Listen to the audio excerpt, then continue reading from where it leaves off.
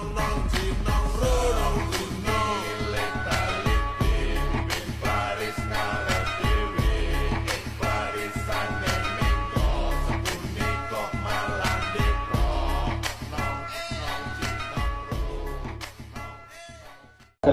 warahmatullahi wabarakatuh. Perkenalkan, nama saya Farisma Bakul Pratama yang beralamatkan Desa Kasihan Timur, Uger, Jember. Di sini saya akan membuat video pembelajaran yang bertemakan pentingnya hukum bagi masyarakat yang beranggotakan kelompok 3 orang. Yang pertama yaitu saya sendiri, dan yang kedua Mas Nufail atau yang biasa disebut Nufail Umar, dan Mas Ferdi. Di sini saya akan memperkenalkan anggota-anggota kelompok dari kelompok saya.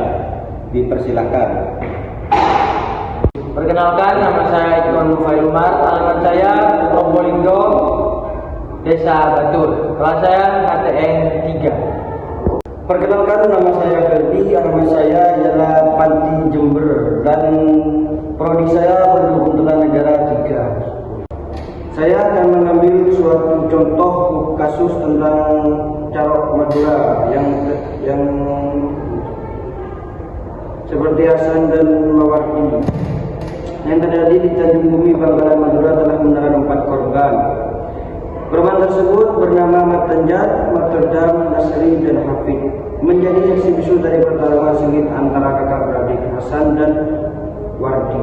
Kejadian tragis dipicu oleh ketersinggungan antara kedua belah pihak, yakni Matanjat dan Asal Tanjung. Dalam keterangan dari kanal YouTube serial, saksi bernama Jufri berada di tempat kejadian perkara menceritakan menyebut Carok maut tersebut.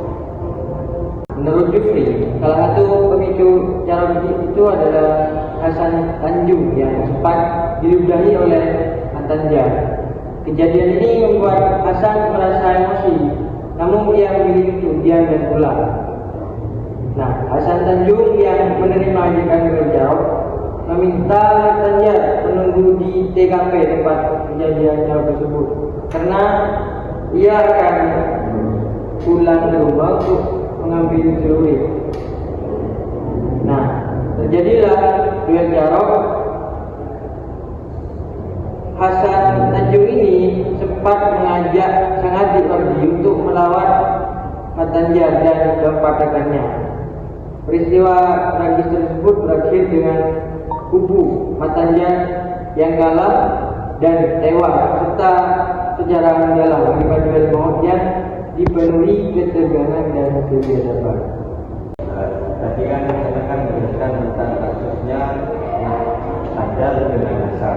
Ya, memang masalah itu kan itu adanya perselisihan antara kedua belah pihak yang menyebabkan kejadian yang tidak diinginkan, yaitu kan Carok. Memang secara tidak langsung banyak netizen ataupun warganet yang memberikan approach ataupun kayak terharu dengan misalnya Hasan dan Mawadi, sampai mereka itu memberikan penghargaan kalau mereka ini pahlawan. Tapi di sisi lain, di mata hukum itu satu hal yang salah. Memang masalahnya kecil karena diejek ataupun diludahi kan, sama salah sepele kan. Padahal menurut pasal 1 ayat 3 Indonesia kan negara hukum. Semua tindakan atau perlakuan dari masyarakat yang hidup di Indonesia itu kan berasaskan hukum yang hukum tertulis. Dan makanya itu Indonesia ini kan menerapkan sistem undang-undang yang tertinggi. Nah, dari kasus tersebut, kenapa warganet ataupun netizen sosial media membenarkan hal tersebut? Yang saya herankan itu, kenapa kayaknya mereka itu kan sebagai pahlawan. Hasan tadi harga diri, sedangkan harga diri mereka itu kan cuma diejek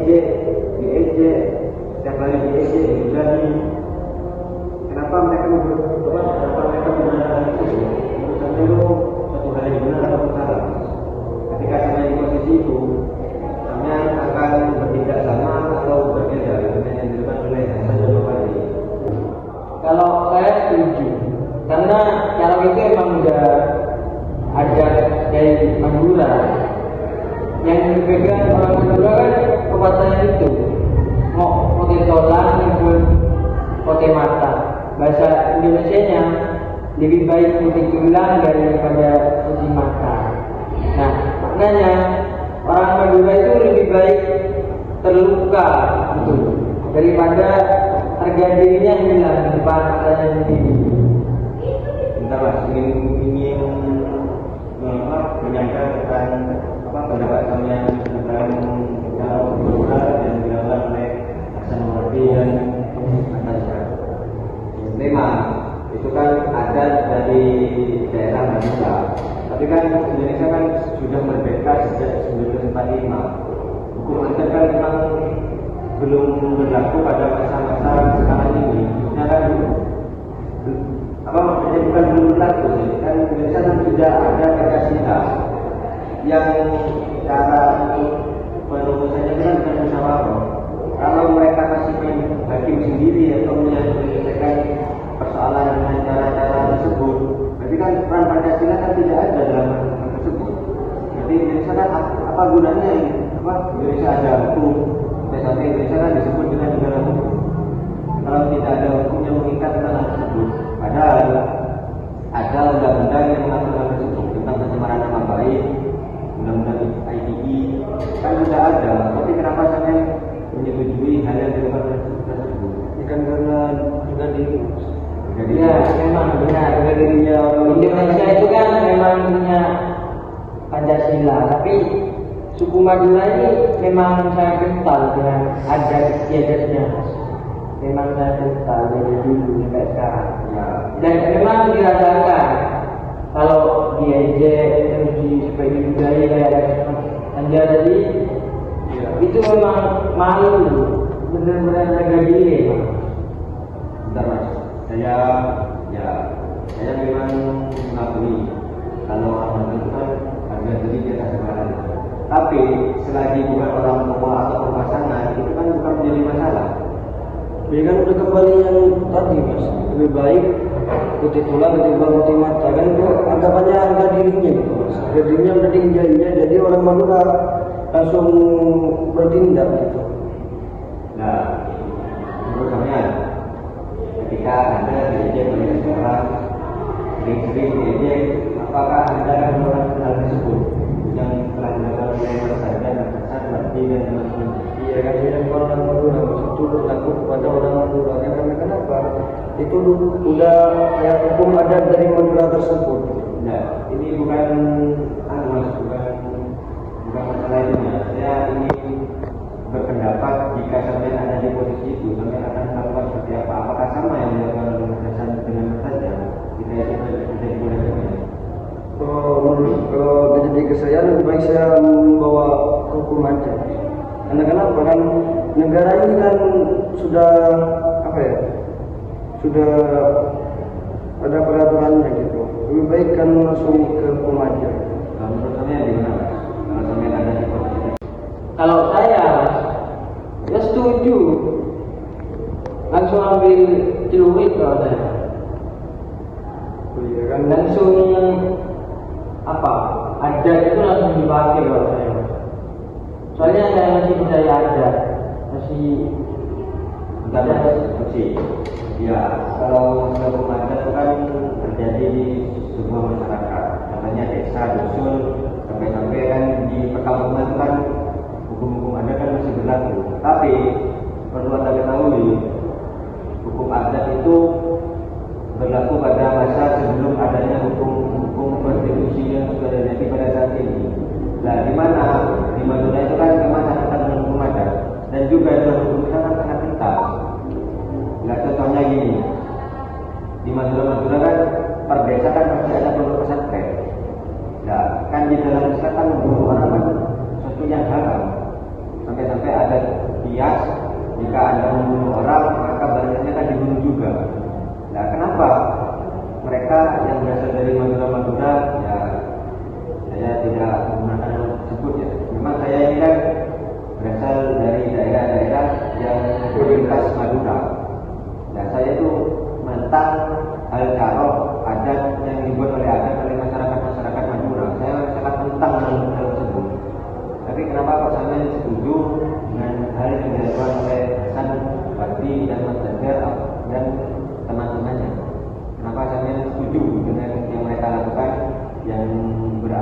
harga diri. Iya salah ya. Bukan salah mas, itu kan memang sebagian ya ciri-ciri para manusia kan orangnya keras kepala, maaf sebelumnya. Memang ciri-ciri orang di suatu daerah yang sangat kental kan, kalau orang Madura itu orangnya keras kepala, entah itu keras wataknya ataupun sifatnya. Memang keras orang Madura. Tapi adabnya bagus mas. Iya, adabnya dulu juga bagus orang Madura. Saya memang merasakan sendiri di daerah saya itu memang jika namanya ini mas ada ini pondok pesantren ya, dia dimintai tolong oleh gurunya ataupun kiainya, meskipun sibuk-sibuk apanya dia pasti akan membantu pondok pesantrennya. Saya menggunakan hal tersebut, tapi kenapa tidak bisa menghapus hukum-hukum adat yang buruk terjadi di Madura ya saya rasakan sampai sekarang. Kan Indonesia ini kan negara hukum. Ya, kan tidak ada masalah tersebut. Yang saya kan yaitu kenapa tidak bisa menghapus hukum adat yang buruk. Padahal di Madura ini kan sangat kental dengan esensi Islamnya, agamanya. Gimana menurut kalian? Kalau emang hal tersebut salah menurut sampean, Mas, terus yang benar itu gimana? Tujuan hukumnya itu apa yang di Indonesia? Nah, kan sebenarnya kan tadi kan bertanya tentang tujuan hukum. Nah, tujuan hukum itu kan semata-mata untuk keadilan. Nah, tapi saya akan menjelaskan tentang teori campuran yang dinobatkan oleh Ustaz Kusuma Atmaja. Semata-mata hukum itu untuk keamanan, keadilan yang bertujuan tidak lain dan tidak bukan dari ketertiban dan keadilan. Hukum bertujuan mengayomi manusia baik secara aktif maupun pasif. Jadi gini mas, untuk kasus tersebut keamanannya kan gini mas, tidak ada masyarakat yang untuk keamanannya itu masyarakat kan lebih tentram, lebih ayam damai gitu mas, tidak ada masalah lagi. Kalau untuk keadilan adanya pasal-pasal ataupun hukum yang mengikat pada sang pelaku dari kasus tersebut, seperti contohnya Hasan dan Mawardi, dia kan dikenakan dikenai pasal 338 KUHP. Kan itu kan ancamannya kan 15 tahun penjara mas, ataupun hukuman seumur hidup penjara. Nah itu kan sudah masuk ke dalam teori campuran tujuan hukum. Kan tujuan hukum diciptakan kan semata-mata untuk keadilan. Kalau tidak ada keadilan, apa gunanya hukum diciptakan mas? Apa adanya masyarakat yang berasaskan dengan hukum? Dan kan tindakan yang salah, semua tindakan manusia itu kan dilandasi oleh hukum. Entah itu hukum adat, hukum keluarga, hukum pidana, hukum perdata, sampai hukum Indonesia kan semua kan dikhususkan kepada warga Indonesia, tidak untuk warga negara luar. Ya itu mas. Berarti ini termasuk teori campuran. Iya mas, teori tujuan hukum campuran yang dilakukan oleh Ustaz Kusuma Atmaja. Menurut saya, ya entah kan semua orang kan bebas berpendapat tentang hal tersebut, karena tidak ada sebuah peraturan yang mengikat seseorang untuk berpendapat tentang hal ini. Karena di Indonesia ini kan adanya kebebasan berpendapat. Jadi jangankan sekarang mas, dulu waktu perumusan Pancasila itu kan banyak pendapat-pendapat dari Muhammad Jamil, dari Soekarno, kan banyaknya pendapat yang masuk mas. Tapi kan mereka kan mengambil jalan tengahnya ataupun yang paling benar, bukan yang paling benar sih, yang paling mendominasi, kayak yang paling masuk ke dalam asas-asas Indonesia, Pancasila. Kan Pancasila kan yang berarti 5 dasar. Nah itu mas, makanya kalau ada masalah-masalah kayak masalah sepele sih, kalau saya lihat yang saya analisis dari kasusnya Hasan dan Mawardi kan karena diejek mas. Sebetulnya itu kan bukan harga diri sih kalau diejek, lebih tepatnya pembulian. Memang kalau pembuli caranya untuk berhenti itu kan jangan menyakiti sendiri sih. Sebenarnya biarkan mereka berasumsi seperti ini kepada kita, tapi kita itu kan tidak melakukan hal tersebut. Ya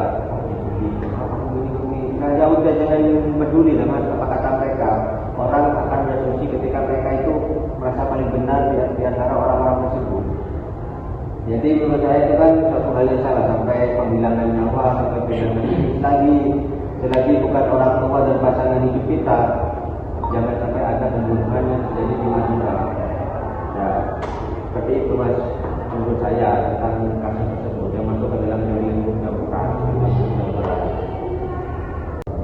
Jadi berdasarkan kejadian yang dibahas tadi, bahwa tujuan hukum itu salah satu teorinya yaitu teori campuran, yaitu yang menjamin keamanan dan ketertiban serta keadilan. Ya, saya percaya teori tujuan hukum yaitu teori campuran yang dilontarkan oleh Muhtar Usman Fajar. Ya kan, Indonesia kan basisnya kan negara hukum. Semua tindakan baik ataupun buruk sudah pasti berdasarkan dengan hukum yang sudah ada. Makanya Indonesia kan menerapkan civil law ataupun Eropa kontinental yang dibawa oleh Belanda pada masa penjajahan Belanda. Dan memang hukum itu berlaku ketika mereka itu sudah ada. Makanya kan sebelumnya kan Indonesia kan memakai hukum adat, hukum Islam, dan kedatangan Belanda itu merubah semua hukum yang sudah ada di Indonesia. Kan dulunya kan namanya Indonesia kan bukan Indonesia, Nusantara. Makanya dengan datangnya Belanda ataupun penjajah, mereka mengubah sistem hukum yang awalnya hukum Islam dan hukum adat menjadi civil law ataupun Eropa kontinental yang berdasarkan undang-undang yang tertulis. Undang-undang itu kan kalau menurut civil law, undang-undang itu kan yang paling tinggi. Ya, dari kami, kalau ada